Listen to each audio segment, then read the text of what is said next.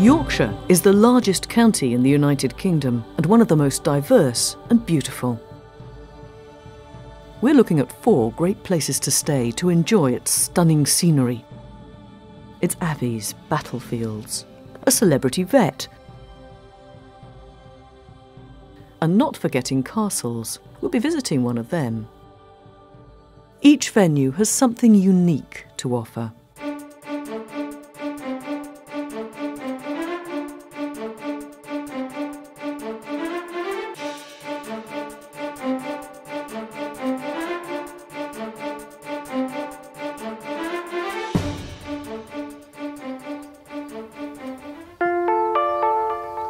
First stop, Laskgill Grange, once land farmed by the monks of Revo Abbey.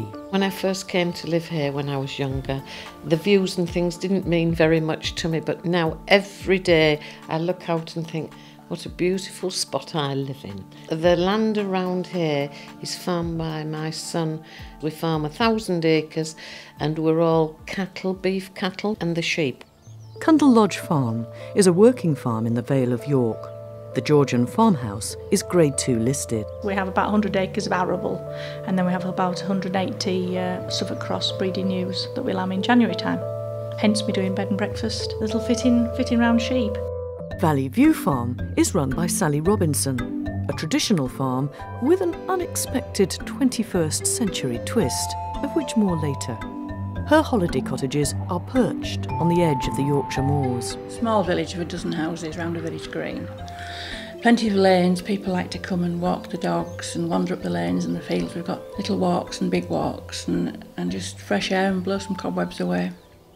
Then there's the old Presbytery guest house, just north of Barkston Ash, originally called Barkston's Ash, near Tadcaster. The ash tree of Barkston used to be the centre of the old Yorkshire ridings. So wherever you want to go, the North Yorkshire moors, the Dales, York, Leeds, we're in the middle of it all. York has historically drawn the crowds, and walkers love the moors and dales, but there's plenty else to see. One of the great battles of the Wars of the Roses was fought at Towton, a mile or so away from the old Presbytery. And to mark the 550th anniversary, walking routes across the battlefield have been opened up.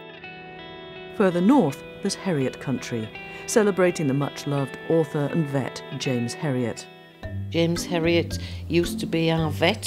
He lived in a little village just outside Thirsk. His practice was in Thirsk.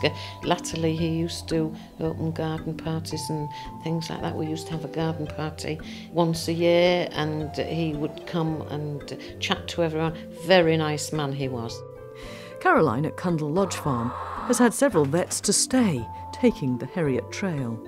We have a Herriot Drive, a little map that we can lend people, and they go through the villages and see the different places and where filming of the actual films was taken. The area is a magnet for film crews, and there are few more famous shoots than that of Brideshead Revisited at Castle Howard. The filming of Brideshead Revisited here on 2 occasions, one in the late 1970s, released in the early 80s to television, and of course the filming of Brideshead Revisited again in 2008 for the cinema has been of enormous benefit to the estate, and it has allowed us to carry out numerous improvements to the property. The TV series and the film continue to draw vital visitors to the castle, which is still owned and lived in by the Howard family. It's not just the cost of the upkeep of the place. The scars from a catastrophic fire in the 1940s are still apparent.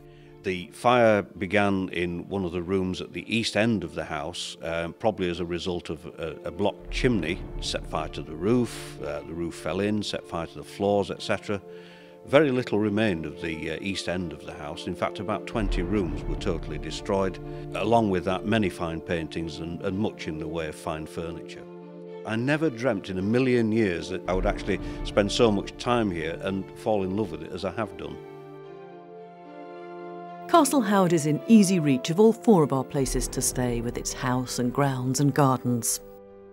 Many farms have diversified into other businesses. Accommodation is one way, and Sally Robinson at Valley View Farm has another string to her bow.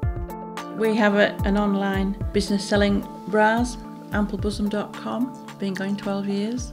If a visitor wanted to have a look round and buy some bras, that's fine. If you want a job in the Borough office, you have to clean cottages on a Friday. And then there's the little matter of the 200 acres to farm. They have beef cattle and sheep, oilseed rape and barley. Son's girlfriend's just got some horses that she shows, and the horses go to the local agricultural shows. And there's a foal to look at and one that she's breaking in.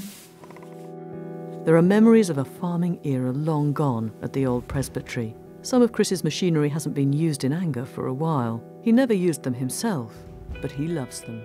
Bought it over the years, and it all has certain memories, and for every plough that's out there, there's a tractor in my workshop.